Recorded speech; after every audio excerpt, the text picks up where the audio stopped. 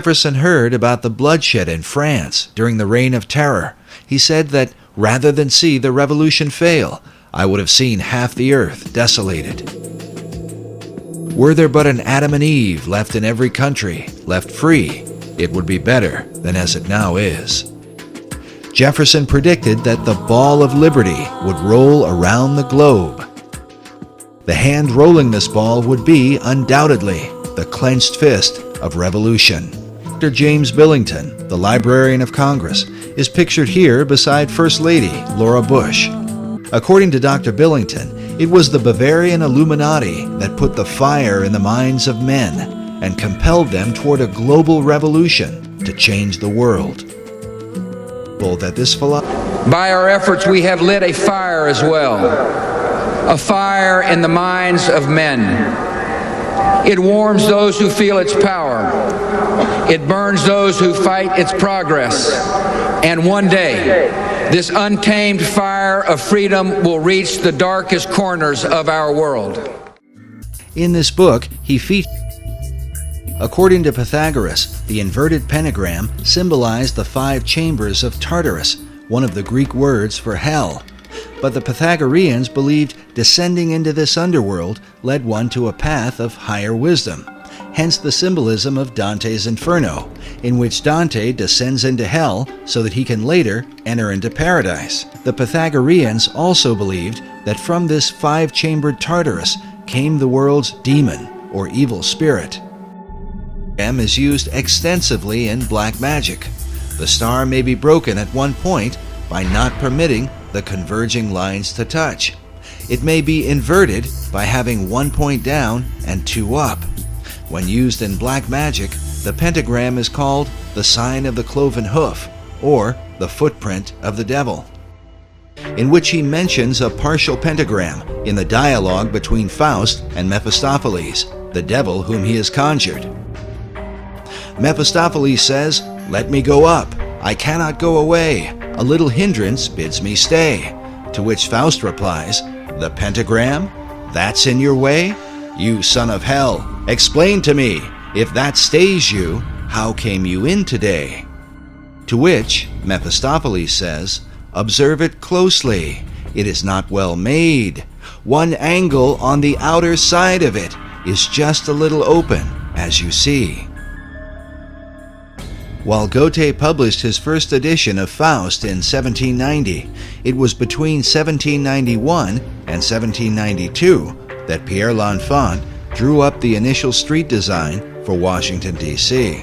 And how might an unfinished pentagram reflect the Hermetic principle of as above, so below? Which brings us to what may be the most logical explanation for the unfinished pentagram in Washington, D.C., and one that seems to fit. The unfinished nature of the pentagram in Washington, D.C.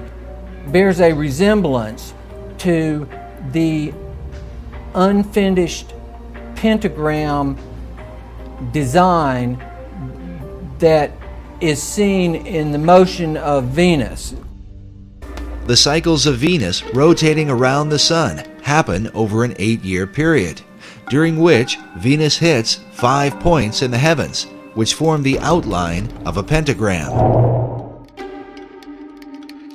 The female aspect of Venus is the celestial Virgin, which David Ovison argues was the chief. The pentagram is not completely closed, there being a difference of 2 days at the top, which could mean that the broken pentagram of Venus might look something like this.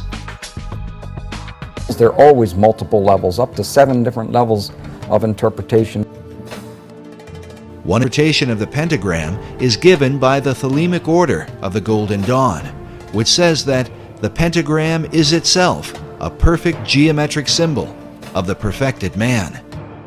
Meanwhile, Eliphas Levi writes that the angels aspire to become men, for the perfect man, the man God, is above even angels. Which brings us to the National Archives building in Washington, D.C.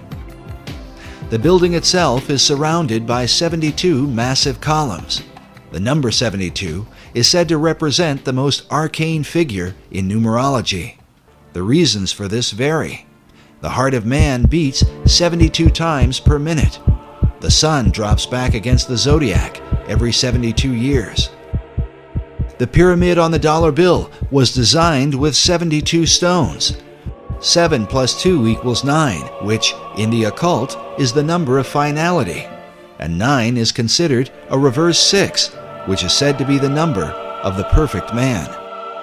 That we should find 6 stars above the head of a figure sitting on a throne overlooking Pennsylvania Avenue, the hypotenuse of Federal Triangle.